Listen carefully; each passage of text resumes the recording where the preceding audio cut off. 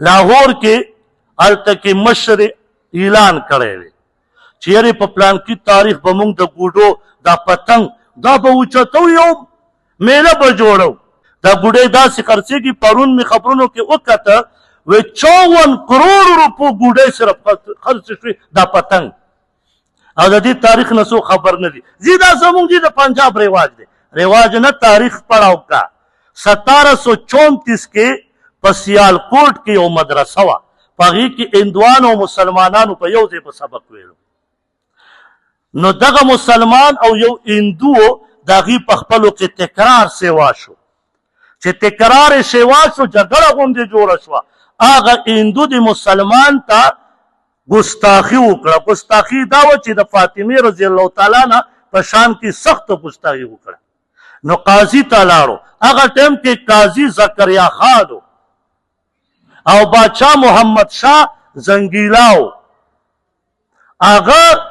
قاضي ورته وایي کلمه تېره کړي ایمان راوړئ نه راوړم سر ترې کټ کړئ سر یې ترې کټ کړ د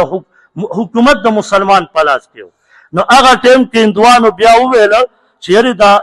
خو موږ نه لاړو دې ته وایي پس پنچوي داسې څه نوم وله اخلي په دې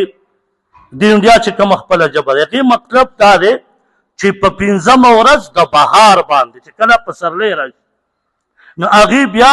دا ګوډۍ دا پتنګونه جوړ کړه او که خیال دې کړی دا پخواني پتنګونه چې ته اوس هم وګورې دا زیړوالي ته مایل وي د هندوانو زیړوالي کپړې ډېرې خوښې او په دې بهار په 5مه ورځ یې اچوي نو هغې بیا دا ګوډۍ جوړې کړې او دا یې اوچتې کړې نو هغې د خپل د دې هندوی چې وله مړ کړی و د دې په غم کې څوک منع وکړ نو بیا چې